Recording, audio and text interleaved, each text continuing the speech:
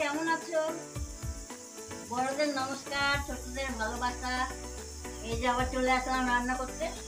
আজকে রান্না করব তোমার নতুন স্টাইলের মুরগির মাংসের মধ্যে পটল দিয়ে। তোমার দাদুর খেতে ইচ্ছা করছে খুব, তাই। আর নেপালিদের মতন কালাইয়ের ডাল আছে।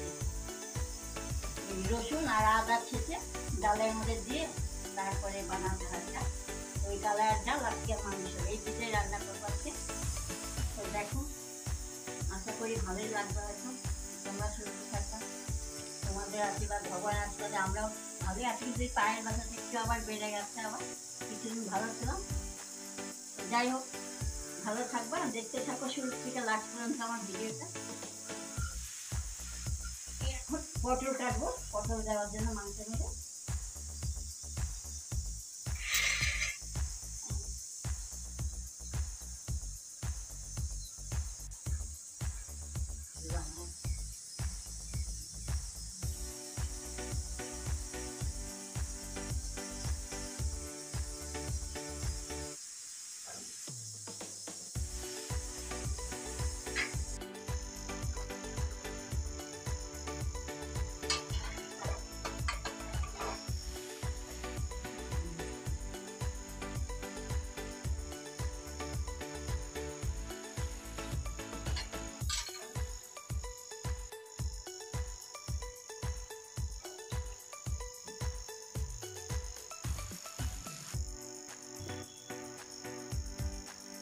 শুকনো লঙ্কা,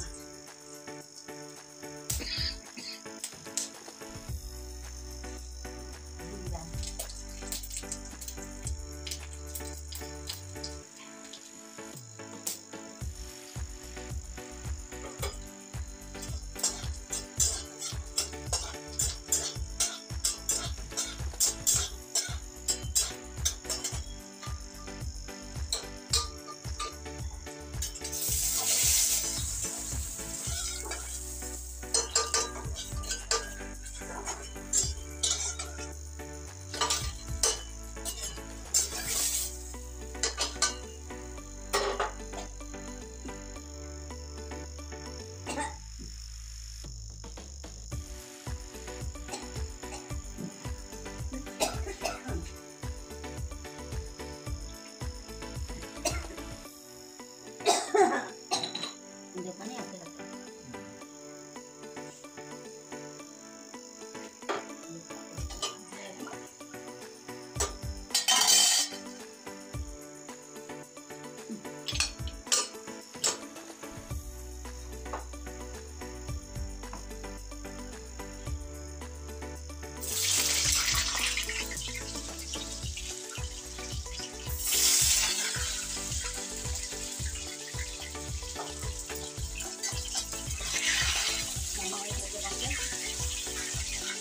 বেশি লাগে, আমি তো বন্ধ করো,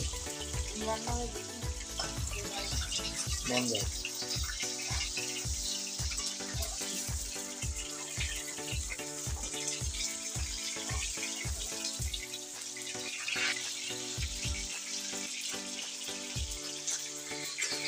মেথি দিলাম,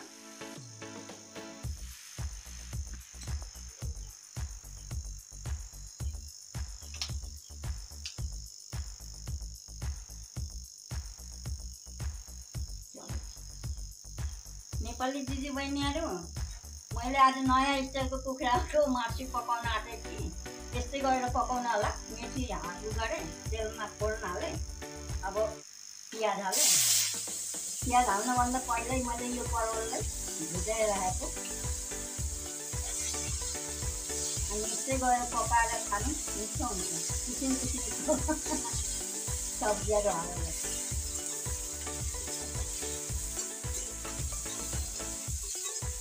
परवल चाहिँ मैले आज नयाँ हो पकाएको, नभए त कुखुराको मासुमा उ गर्छौँ हामी, मुला हालेर पकाउँछौँ। मेरो यो भिडियो चाहिँ सुरुदेखि अन्तिमसम्म हेरिदिनु होला दिदीबहिनीहरू। हाम्रो बङ्गाली स्टाइलको खाना पकाएर खानु होला, कस्तो हुन्छ आशा गर्दछु मिठै हुन्छ होला। अनि एउटा लाइक एउटा सेयर गरिदिनु होला अनि सब्सक्राइब गरिदिनु। नयाँ नयाँ भिडियो डल्लै हेर्दै हुन्छ, तिमीहरू चाहिँ सब्सक्राइब गर्नु होला एकदम याद गरेर। मेरो भिडियो चाहिँ हेरिदिनु होला, यति नै हो म चाहन्छु नेपाली दिदीबहिनीहरूसँग।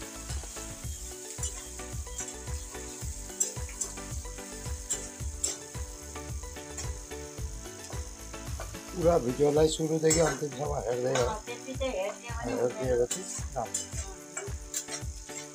मेरो अलिक केही चाहिँदैन, यति मेरो भिडियो चाहिँ हेरिदिनु होला, लाइक गरिदिनु। सब्सक्राइब गरिदिनु।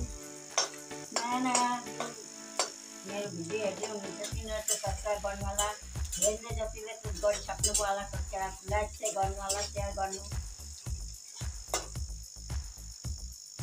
के गर्नु, घरमा बसेर बुढाबुढी भएँ, अब यही पकाउने अलिकति यसो तपाईँहरूसँग यसो बोल्न सकिन्छ कि भनेर यसो साथी बनाउनको लागि। कहाँ जाने, खुट्टा दुखेर हिँड्नु हुँदैन। केही काम गरेपछि त मोडामा बस्नुपर्छ, मोडामा बसेर लुगा धोयो, भाँडा मोल्यो, सब त्यही मोडामै बसेर गर्नु। के गर्नु सकिँदैन।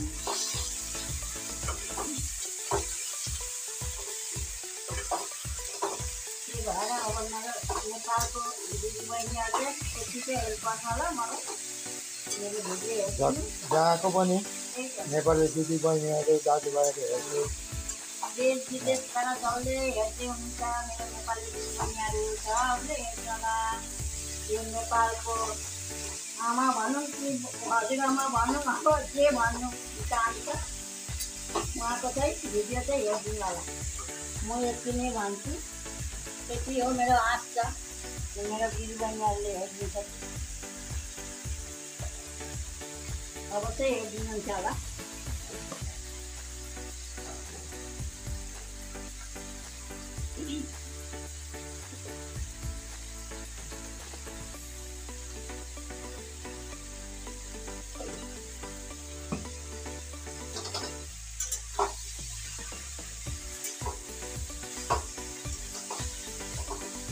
एकदमै अप्ठ्यारो हुन्छ, जात नभएर नेपाली बोल्नु पनि बङ्गला बोल्नु पनि अप्ठ्यारो हुन्छ, जात नभएर।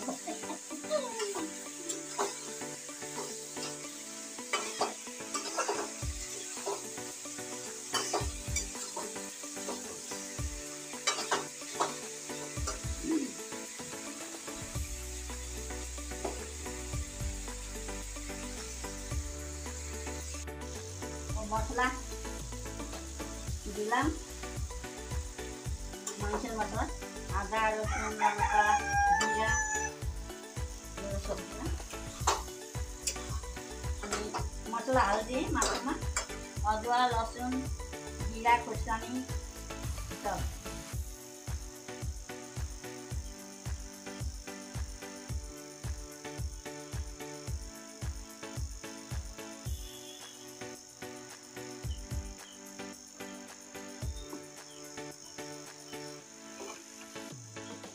अब यसलाई अलिक मजाले भुट्नु अनि थोरै पानी हाल्नु क्या, भुटुवा जस्तै बनाउनु, त्यस्तै हुन्छ।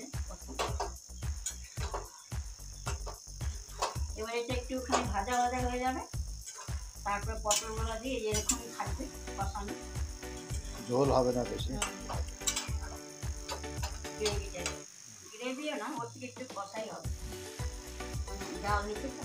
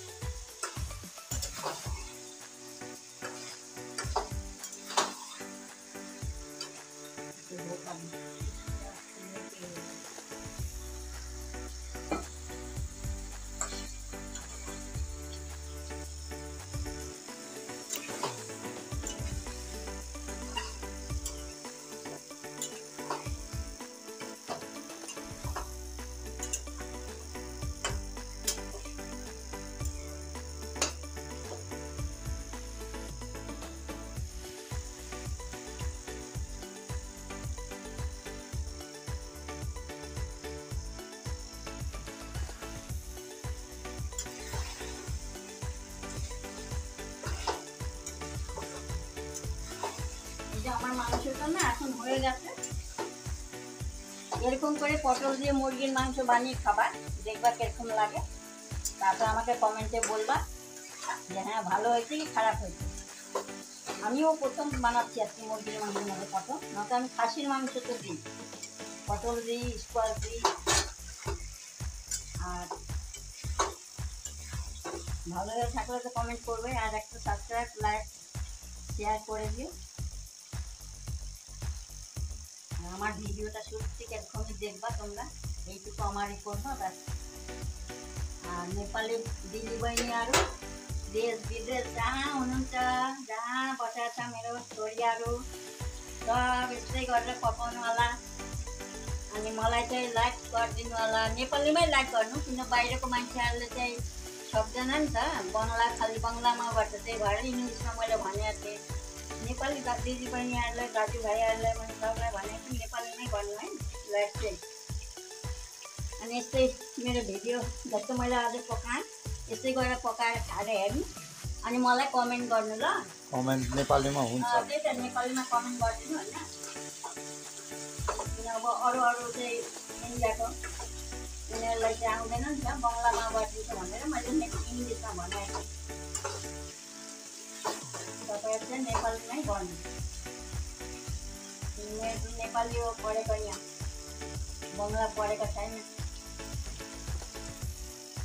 ल आज त मैले यो मेरो भयो मासुको तरकारी हेर्ने, अनि यो कलाईको दाल, कालो दाल